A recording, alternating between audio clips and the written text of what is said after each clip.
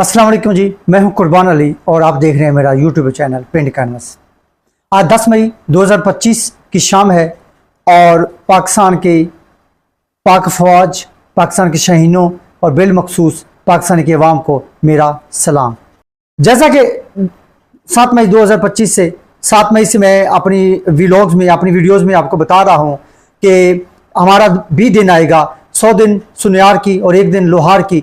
तो मैं आपको ये भी बता रहा था कि आप बिल्कुल प्रोपेगेंडा ना करें, बिल्कुल अपनी फ़ौज के ऊपर, अपने शहीनों के ऊपर आप एतमाद रखें और इंशाल्लाह वो दिन आएगा कि जब हम उनसे बदला लेंगे।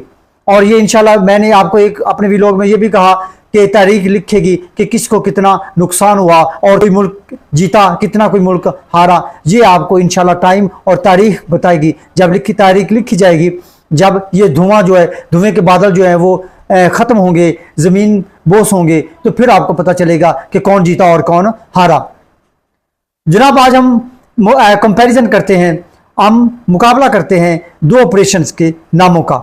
ऑपरेशन संदूर बामुकाबला ऑपरेशन बुनियाने मखसूस।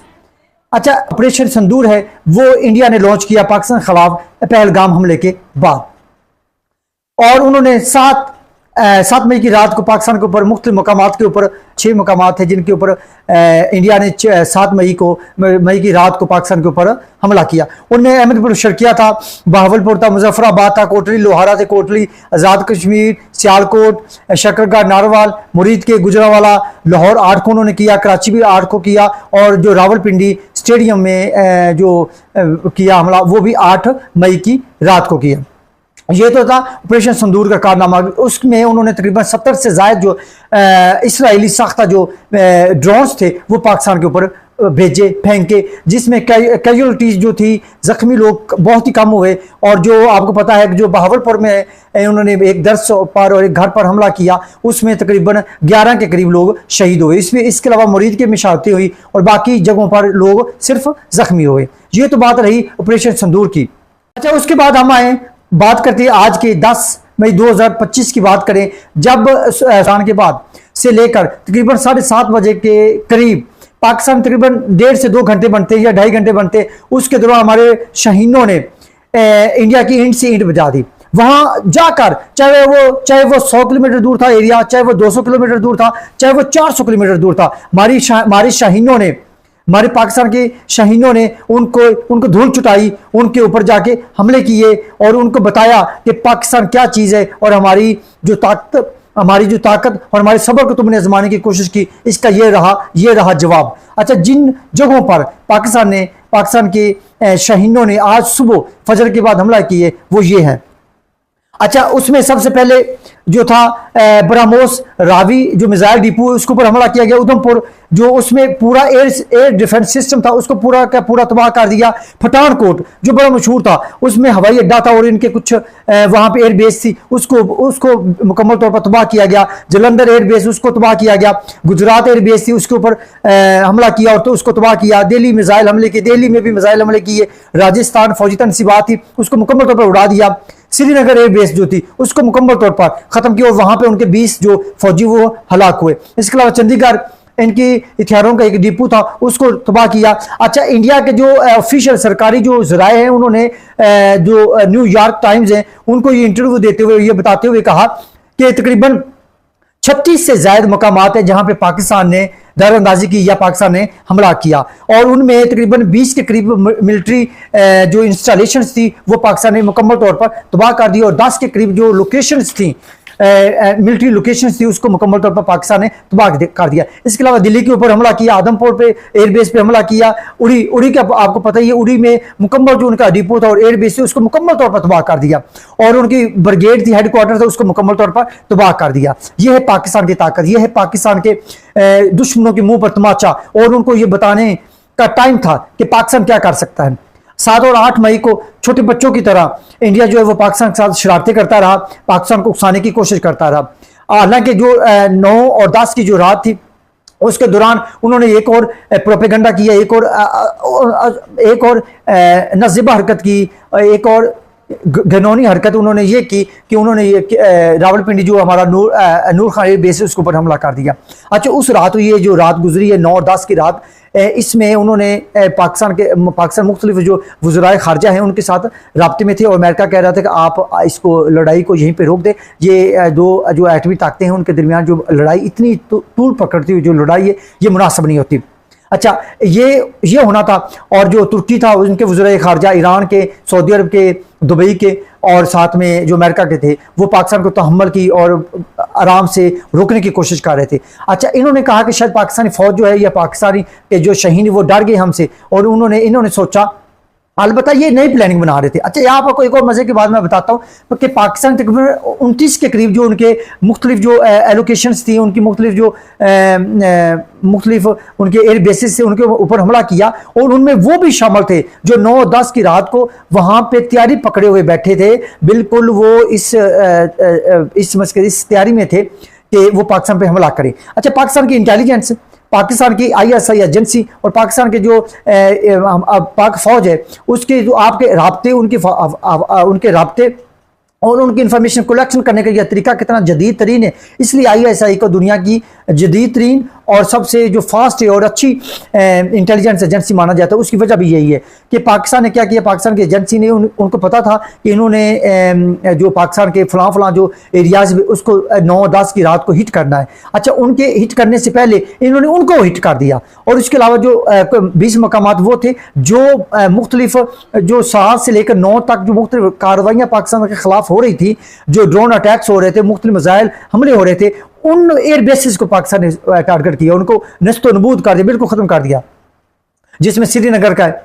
अच्छा, इसके अलावा आपको एक और मजे की बात बताऊं कि जैसे ये मैं कह रहा था अपने मुख्तलिफ व्लॉग्स में, मैं अपने पुराने जो 7 मई से मेरे ऑनवर्ड जो व्लॉग्स हैं, आप अगर उसको आप ध्यान से देखें, आप देखा करें मेरे व्लॉग्स, आपको पता चलेगा। उसमें मैं आपको बता रहा था आप ठंड रखें, आराम से रहें। सोशल मीडिया की ये जंग है, सोशल मीडिया की ये जंग, मेरे एक व्लॉग जो मुकम्मल तौर पर सोशल मीडिया के ऊपर मैंने बनाया है, सोशल मीडिया के ऊपर मैंने वो अपना व्लॉग बनाया है, और आपको लोगों को ये बताने की कोशिश की है कि ये जो मौजूदा दौर है ये जदीद दौर है, ये जो सोशल मीडिया की जंग है ये समझ ले एक डिजिटल वार है, ठीक है। और उस डिजिटल वार का जो फायदा उठाते हुए आज पाक आर्मी ने, पाकिस्तान के शहीदों ने उसका फायदा उठाया है। आपको पता चल गया होगा कि वो मैं किसकी बात कर रहा हूं कि अब साइबर अटैक किया पाकिस्तान ने आज, और ये टेक्नोलॉजी है ये बहुत कम माल के पास है, और पाकिस्तान ने इसका कैसा यूज़ किया कि उनके साइबर अटैक करके उनकी इंफॉर्मेशन कलेक्ट की हैं, उनके मैसेजेस, उनके ऑडियोज, उनके वीडियोस, उनके ऐसे जैसे बीजेपी जो उनकी सियासी पार्टी है उनकी जो मेन साइट है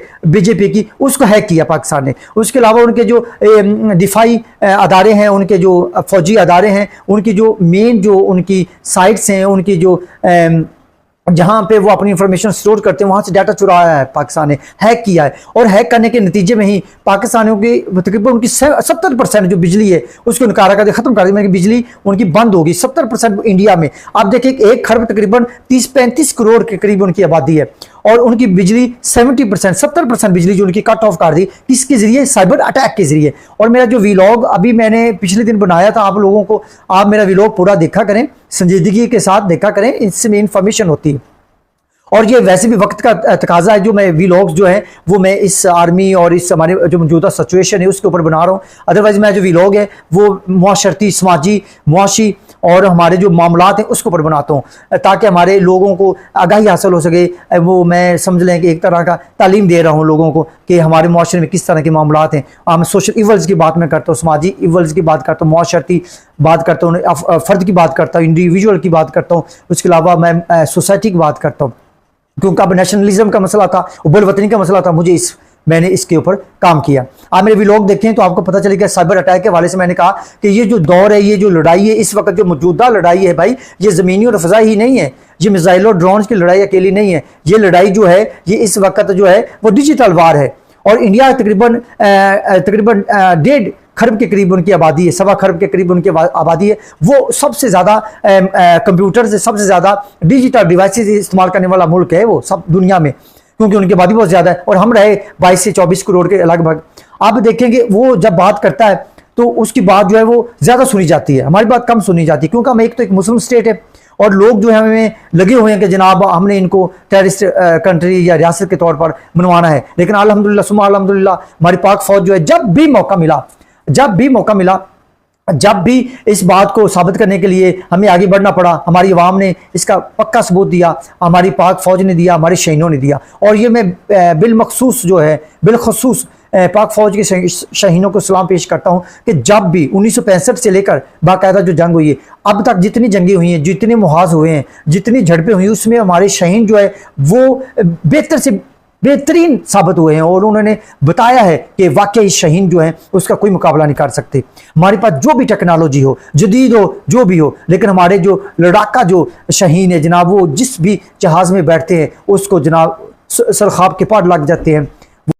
अच्छा जी, ये बात रही कि साइबर अटैक्स के वाले से हम बात कर रहे थे, और मैंने सब दोस्तों को ये भी बताया था कि ये मेरा व्लॉग में मैंने बताया था कि साइबर अटैक ये सोशल मीडिया का दौर है, इसमें भी हमने इंशाल्लाह जीतना है। और दूसरी बात ये है कि कुछ लोग जो हमारे लोकल लोग जो थे वो हमारे कमेंट्स कर रहे थे, कह रहे थे, सोशल मीडिया पे कह रहे थे कि हम क्या करें जनाब, हमारी आर्मी कुछ नहीं कर रही, ये नहीं कर रही, वो नहीं कर रही। उनको मेरा एक व्लॉग आप देखें आप ज़रा, तो उसमें मेरे व्लॉग में मैंने उनको बताया था कि आप ठंड रखें, आराम से रहें, हम बदला लेंगे और ऐसा बदला लेंगे कि आपको दुनिया याद रखेगी। और वहीं DGISPR जो लेफ्टिनेंट जनरल अहमद शरीफ साहब का रात को प्रेस कॉन्फ्रेंस जो थी, आपने रहे 9-10 आज जो पिछली रात ये गुजरी, उसमें आप देखें, उसमें प्रेस कॉन्फ्रेंस में उन्होंने बताया था कि हम आपको बताएंगे कि हमला होता क्या है।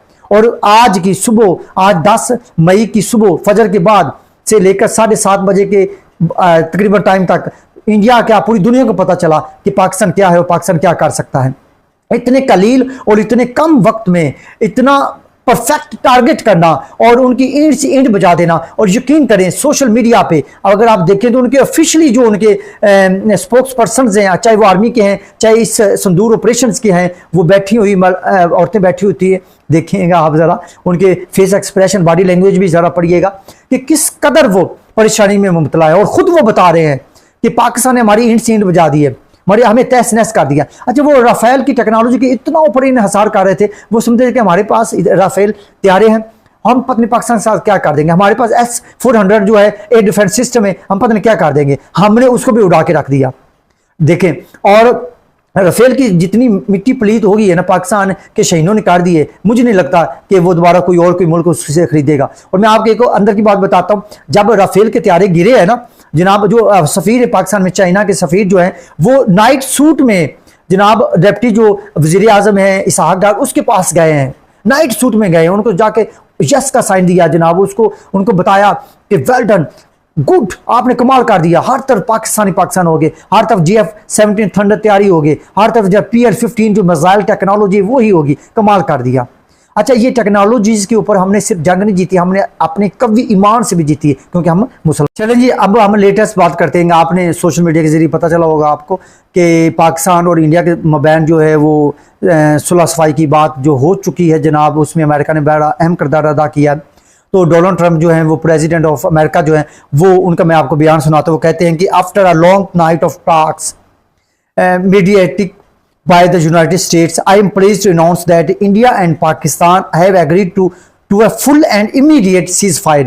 कि जो अमेरिका के प्रेसिडेंट वो कह रहे हैं कि पाकिस्तान और इंडिया के लोग जो हैं, पाकिस्तान और इंडिया जो है वो सीज फायर मुकम्मल तौर पर और फौरन सीज फायर करने पर मादा हो गए हैं। अच्छा, इसका जो रिजल्ट आप पीछे अगर देखें, अगर आप आज की 10 मई में ही देखें तो जो कितने ज़्यादा उनके एक्टिव हो गए थे फॉरेन मिनिस्टर जो है वो, उनके जो इंटीरियर मिनिस्टर जो है वो राब्ते में हो गए थे, मुख्तलिफ जो मिनिस्टर्स हैं, फॉरेन मिनिस्टर्स हैं मुख्तलिफ ममालिक के, उनके साथ राब्ते में थे। सऊदी अरब के साथ वो राब्ते में थे, तुर्की के साथ, दुबई के साथ और ईरान के साथ वो राब्ते में थे। और इसराइल को उन्होंने खास तौर पर मिन्नत की कि जनाब हमें आपकी टेक्नोलॉजी ने तो नहीं बताया, आपने हमारे साथ फुल तावन किया, फौजी तावन किया, लेकिन उसके बावजूद भी पाकिस्तान ने हम दोनों मुल्कों को भाई धूल चुटा दी है, तो अब हम क्या करें। उन्होंने कहा कि अब अमेरिका को भाई कहो कि ये सुलह सफाई कराए।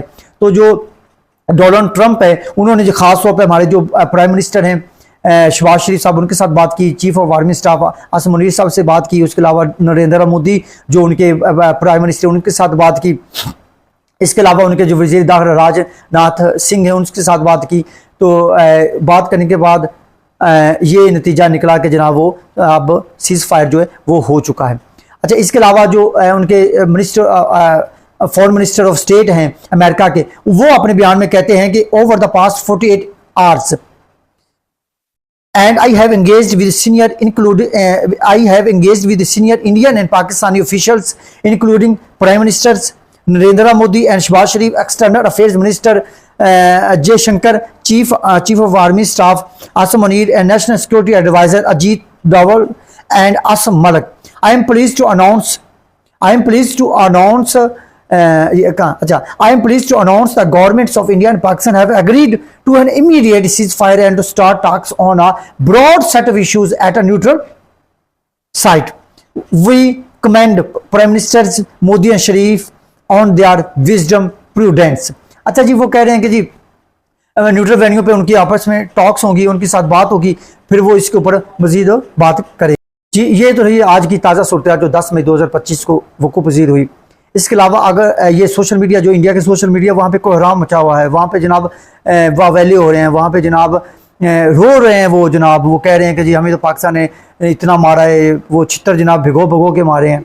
तो मुझे एक बात याद आ गई कि पाकिस्तान के हवाले से इसमें बड़ी फिट हो रही है. मुझे लगता है कि अक्सर आपने देखो कि देहातों में, गांव में मुख्तलिफ कबीले या छोटी छोटी आबादियों में रहते हैं, तो वो आपस में बड़ा लड़ते झगड़ते हैं. लेकिन जब वो उनकी किसी बाहर वाले से लड़ाई झगड़ा हो जाए, किसी और गांव वाले से या किसी और कबीले के साथ लड़ाई हो जाए, तो वो यकजान हो जाते हैं. और जनाब ऐसे लगता है कि जैसे वो सीसा पड़ाई दीवार हैं, जैसे बुनियादें मखसूस हैं. वो तो वो जनाब ये वाला वो मामला मुझे याद आ रहा है कि पाकिस्तान के मामले में सोशल मीडिया पे कितने ज़्यादा कमेंट्स हो रहे थे, कितनी ज़्यादा मीम्स बन रही थी, कितनी ज़्यादा बातें हो रही थी कि जनाब पाकिस्तान कुछ नहीं कर रहा, ये क्यों हो रहा है ऐसे. सारी बातें जो है, देखें, ये हम इंसान हैं, हम जज्बाती हैं, बातें तो ऐसी हो जाती हैं, कोई मसला नहीं है. लेकिन अब देखें कि यूनिटी कैसी पैदा हुई कि आज 10 मई को सुबह से लेकर अब तक सोशल मीडिया का जो ट्रेंड है वो टोटली चेंज हो गया. आप पाकिस्तान जिंदाबाद और पाक फौज पाइंदाबाद के नारों के अलावा कुछ और नारा ही नहीं है. और हमारे जो पाक फ़ज़ाइया के शहीन हैं, उनके जनाब नारे बुलंद हैं, और जो आवाम है वो जनाब उनको अपने सरों पे उठाए हुए हैं, अपने कंधों पे उठाए हुए हैं और नारे लगा रहे हैं. तो ये देखें कि मैंने अपने पिछले व्लॉग में कहा था कि क़ायद आज़म ने 20 अक्टूबर 1947 को फरमाया था कि there is no power on earth that can undo Pakistan. इंशाअल्लाह पाकिस्तान जिंदाबाद, पाक फौज पाइंदाबाद.